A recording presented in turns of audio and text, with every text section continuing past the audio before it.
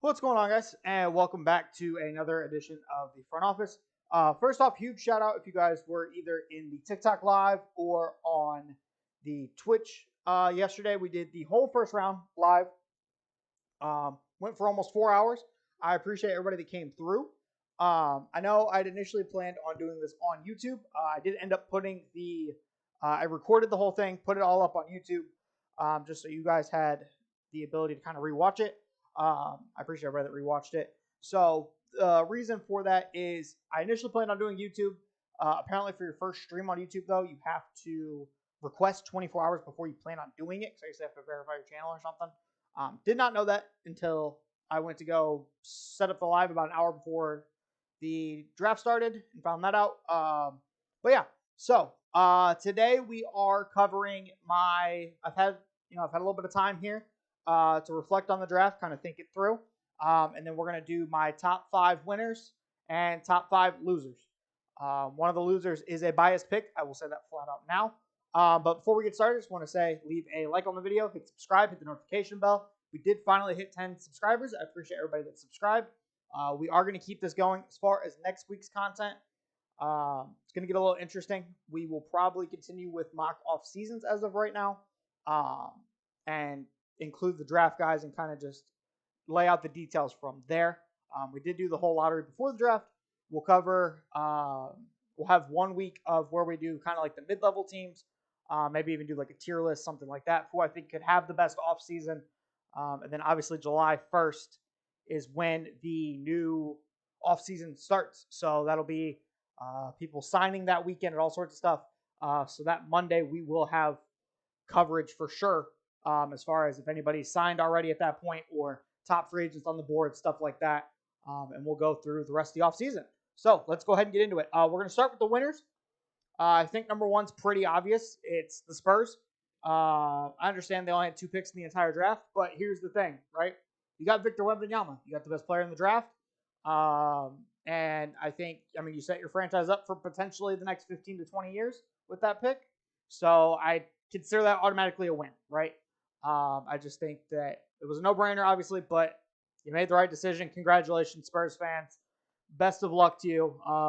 I'm sure a lot of us will be watching your games here over the next couple of years and years to come, right? Team number 2 for me. I know a couple of people have had other teams here. I went the Utah Jazz. The Utah Jazz made three picks of players. Taylor Hendricks, Keontae George, and Bryce Sensabaugh. I always mess up his first name. So, Taylor Hendricks. Love the pick, first of all. I think he's a really, really good fit next to Walker Kessler, next to Lowry. He fits into their spacing philosophy. He can block shots, good at rim protecting.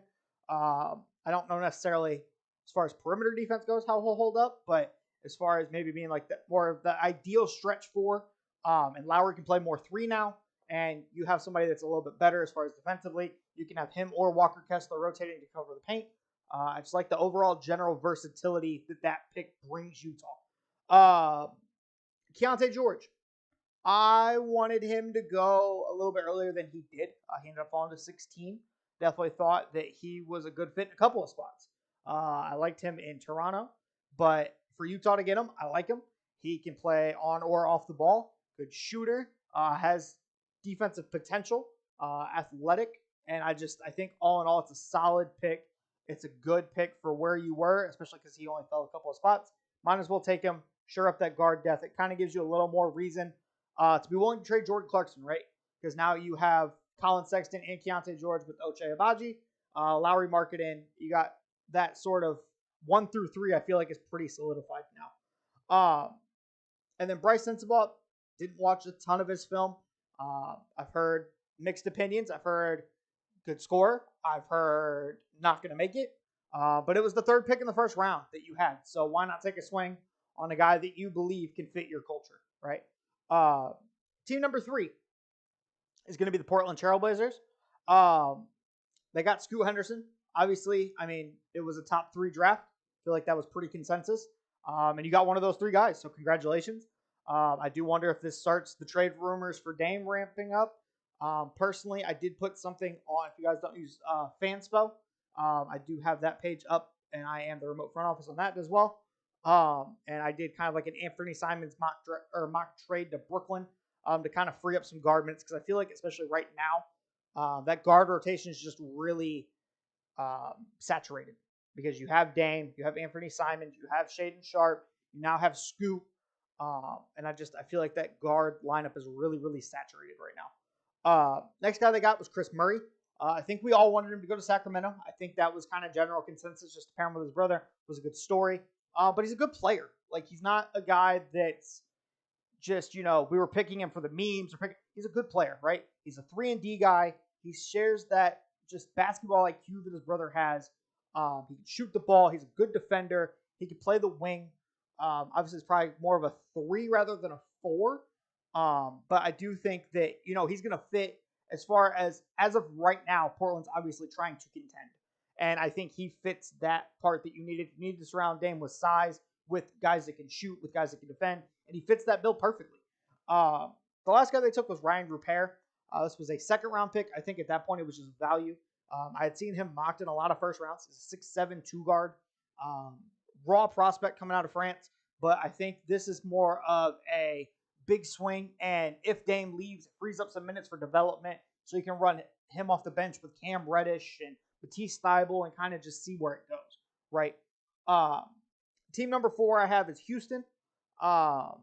Houston almost accidentally ended up in my winners just because, if you guys don't know, Cam Whitmore was a projected, I would say, top 5 or top 6 guy, right? I feel like that's pretty consensus. He was either going to Detroit or maybe Indiana at the worst, right? He fell all the way to 20. And everybody was scrambling. Twitter was scrambling. Why is he falling? What happened? What went on? I've heard a couple of different reports. So the one report I heard that was talked about on a couple of podcasts today was his medicals came back questionable. Not sure for what. I just heard it was medicals. And then also Woj on the ESPN side said that it was interviews and workouts, which honestly, the interviews and workouts is the worst case scenario. And medicals, depending on what it is probably best case scenario. Because if it's medicals, you can give a guy a year to, recoup. You have roster space. And I think, whereas if it's workout and Ime's going to chew him up and spit him out, right? Ime doesn't play the whole, oh, you don't want to try defensively, you're just out of the rotation, and you'll just have to figure out your spot somewhere else. Like, Ime does not joke about that at all. So I do think that is an interesting kind of dynamic, and we'll see which one it ends up being. And maybe we'll have a hint on whether he plays in Summer League or not, as far as if that happens. They also did take Amin Thompson at 4. I don't want to overshadow him. I like the fit. I've mocked him here a couple of times. Again, just playmaking, defense, hustle, effort. All those things you look for in setting a culture, right? I've always called this team an AAU team. Just because it feels like whoever gets the rebound or whoever gets that first pass is the one shooting the ball, right? Whether it be Jalen Green or Josh Christopher or just any of Kevin Porter Jr., any of these guys. I just think that now with having a men here, with having Ime here, I think that you can get some sort of tempo set. And even if Şengün has the ball, he's a good cutter, right? So I feel like he can see the cut. He'll take a good cut. And I just think that all in all, I think it was the right fit and a good pick. The last team I have is, this one's probably a little more controversial. I have the Pacers. You got your guy in Jarris Walker. You picked up a couple of seconds from Washington that don't convey till I think 2028. But you get a couple of seconds. One of them's a Phoenix second, so who knows what happens there. Maybe a high second. Sure, people don't necessarily talk about seconds perfectly, but you're building up a war chest of assets so that you can pile these together in different trades, right? If you need to throw 2 seconds here or an extra second here or just stuff like that, right? It keeps help. Even though there's seconds, there's still some value in the trade for them. They also got Ben Shepherd. Don't know a whole lot about Ben Shepherd just because he was an older prospect, but typically, if Indiana's picking him, I'm kind of keeping an eye on him and slightly trusting him. I don't know how much of the rotation he cracks, but I think it's just kind of an older guy, a more veteran guy, a guy that's been in college for 4 years. I think that he can at least provide some kind of mentorship for some of the younger guys on this roster. Then they had 2 other guys. I unfortunately cannot pronounce names. Mojave King and Isaiah Wong. Don't know much because they were second rounders, but I think Obviously, if you weren't able to trade those picks, might as well take some guys, take some swings, see what happens. Probably will just be G League guys for this first year. It would not surprise me. But that is the top, in my opinion at least, the 5 best drafts of 2023. The bottom 5. The first one is going to be a homer pick. And I know you guys are going to hate me for this because I went on the spiel when we did the rebuild or when we did the offseason for them. The Chicago Bulls, right? So I went into yesterday, not with any expectations, right? Because I knew we didn't have any picks, first, second round, anything, right? So I was like, okay, we probably won't do anything. It's typically our motto. You don't really do anything on draft night. You're not making any trades, not wheeling and dealing. We kind of just go with where the chips fall. And then as I've concluded my first round and I'm kind of wrapping up and I'm sitting there and I'm talking to some other guys that were doing more of a second round deep dive, all of a sudden we find out the Bulls made a trade and they got into the draft, right? Early second round. And we're sitting there, a couple of different names on the board. Andre Jackson, who I don't know much about, but he's an older guy. I've heard great things about him. Still on the board. I'm like, all right, cool. We'll take him. It's another older guy we can add to the roster. We can keep it moving. We take Julian Phillips. Now, I haven't heard much, but from what I've seen, this is a direct correlation to Derek Jones Jr. declining his player option, right? From everything I've heard, from the scouting, from everything I've heard on him the last 24 hours. He's athletic, rangy, struggles to shoot the ball. Derek Jones Jr. replacement for cheap is all I heard. As soon as every time somebody kept bringing up his traits, Derek Jones Jr. is immediately who came to mind because he just declined his player option like within the last 48 hours. So instead of using this to get a guy that can contribute, we're taking a swing on a guy that can't shoot on a roster that already struggles to get 3-point attempts up, right? You're going into Patrick Williams, going to need a contract extension here pretty quick. Kobe White needs one now. And you draft a guy who's super raw for a team that's supposed to be contending, or at least making a playoff push, or however the hell that ownership wants to phrase this team right now. And you took Julian Phillips. That it still ticks me off to this moment right now. It still ticks me off. The next team that we're going to discuss is the team that traded with the Pacers, the Washington Wizards. Okay? They took Coulibaly, or as I'm calling him from now until the end of time, he's Be Cool to me. Okay? That's his name. So if you guys hear me say Be Cool, it's for Coulibaly because I can't pronounce his first name. Here's the reason I don't like it, right? I understand seconds, you move up one spot, it's not a lot to give up. You're good. I don't trust Washington to develop, right? I understand new front office, new regime, probably be a new coach in a year or two. I don't trust this franchise to develop talent. I just don't. You see what they did with Rui. Rui left, and sure he played with LeBron, but you saw his improvement over the season. Denny hasn't made any leaps. Johnny Davis was a joke for the first half of last year. What has this team done to develop talent? Somebody tell me, please. I'm begging of you to tell me a scenario which you watched and were like, oh, they took this player from this spot here and developed him to here, right? Like OKC develops talent. That's where I wanted him to go. Or a Utah or some franchise that I can trust to take him under their wing and say, here's how you come to the NBA. Here's what you do to succeed in this league. I don't trust Washington to do that. I just don't. While I liked the player, as soon as I saw the team, I was like, nope, I'm out. You guys can watch the clip. The second, I was like, nope, I'm out. I'm done. That's all it took. Because I just don't trust them to develop the talent. The other guy, Trustan Vucevic, I believe is how you say his last name. Again, second round guy. I don't trust them to develop talent. I understand the second round guy, so it probably doesn't matter as much, but I just don't trust this franchise to develop talent. Third team, Miami Heat. You had one pick. You took Jaime Hawkins Jr. I get it after seeing kind of how he plays. Can't shoot, though. He's going to hustle. I think So here's the thing with the Heat pick. I think it still works for Miami, right? I think that he still contributes on some level to this team. I just think that you could have taken Cam Whitmore at 18, instead of letting him fall to Houston at 20, and you could have put him into Heat culture and could have gotten more out of him than most teams could, right? I think you could have got him to buy in. He's a Villanova guy. I always say it about Villanova guys. Jay Wright knows how to get guys NBA ready. And I think that him going to Miami of all teams would have been the perfect fit for him. And then they just didn't take him.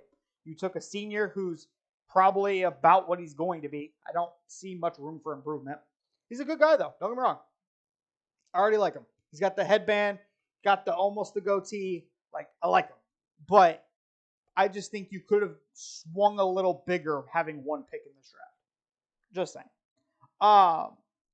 Fourth team, Charlotte Hornets. Now you guys are going to say I'm absolutely nuts, right? This is along the same lines as Washington. What has Charlotte done recently to develop talent? Somebody tell me. I don't see it, right? They don't have a great track record with this. Kemba was Kemba coming in. Like you didn't develop Kemba. Kemba became Kemba, right? You didn't let Mark Williams play for the first half of last year. You've had Kai Jones rotting on your bench, not seeing what he is for 3 years now? LaMelo hasn't taken any significant strides since he's came into the league. What have you done on this team to develop talent? And again, I understand at least this one's new ownership.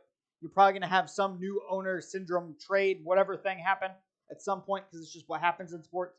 But what has this team done to show you that they're going to develop talent? Especially with some of the names they took, right? Brandon Miller at 2. Love the pick. Was the pick I had all along. I think he just fits next to LaMelo. You have size, versatility. Great.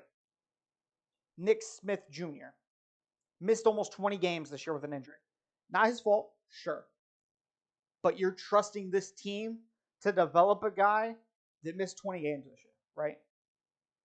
He was good in high school. I understood their philosophy. They took guys that were good in high school, minus Brandon Miller, and didn't necessarily meet their expectations in college, right? Amari Bailey, same thing. Was a good player in high school, was highly ranked in his top 100 for his class, and didn't necessarily really blow people away in college, right?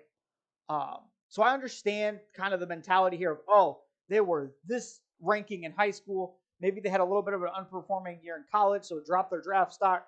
Let's grab them for the value. That's great. But what have you done to develop talent that makes me believe that you're going to take these guys that went to relatively good programs, at least in Amari Bailey's case, he went to UCLA. UCLA is a good program. What are you going to do better than UCLA to develop this guy and get him on the right path in his career? I just don't trust the Hornets to do that. I don't.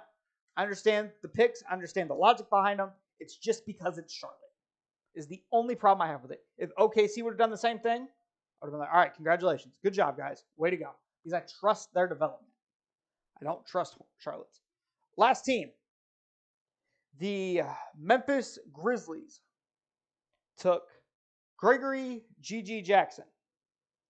And I'm not even going to try and pronounce the second dude's last name. All I know is it's Tariq Biberovic. Going to butcher it. My gripe with this team comes with the G.G. Jackson pick. You took a guy. I understand he's young. You have a lot of young guys on this roster. You have a lot of young forwards on this roster. You took a guy who in college had character question issues. And then you put him on a team with, despite the success, has had character question issues in your leader, Ja Morant. I understand he's not going to be there the first 25 games. I understand that Marcus Smart is running your team. But when he gets back, you are trusting Ja Morant to mentor this kid and lead him along as your leader. Character issues, bringing in character issues. Hate it for the team. Especially because you only had 2 picks, right? why not take a guy who's maybe a lower ceiling, could possibly, you don't expect as much out of him, but he's going to be good right now, right? Why take the swing in the dark with a guy that's had as questionable of a year as G.G. Jackson had? My honorable mention is the Cleveland Cavaliers because you had one pick and you took Amani Bates. I see it if it works, right? I understand it was a mid-second round pick. You're swinging for the fences. You need a wing on this roster. I get that part of it. Here's the thing, though. Donovan Mitchell, the clock's ticking, right, on if this works or not. You in the playoffs watched them struggle with having Jared Allen and Evan Mobley on the floor at the same time because they're just not guys that are natural scorers, right? Good defenders, good IQ players, but they're just not natural scorers. So why are you going to put a guy that can't really play defense as of right now and has been kind of a culture fit issue because he transferred out of Memphis and then he went kind of to a smaller school and just got to shoot the ball a bunch of times? Why are you taking him when you need a guy that can come in now and contribute right now? You don't need a guy that can contribute in 3 years, maybe, right? It's not even guaranteed to contribute in 3 years. It's a maybe he contributes in 3 years. You need a guy that can come out there and contribute today. You didn't do that. So, yeah, that is my top 5 worst, top 5 best, and an honorable mention just because I felt like it because I wanted to get my thoughts in on that. Let me know your guys' thoughts below. Did your team do good in the draft? Did your team do bad? Did you like the moves they did? I didn't cover the trades part of it just because I feel like it was a little kind of back and forth. And also, I didn't want this video to be 3 hours. But I appreciate everybody coming through. Another video Monday, kind of recapping some more stuff, getting into the free agency preview. But I appreciate everybody coming out. Catch you guys in the next one. Peace.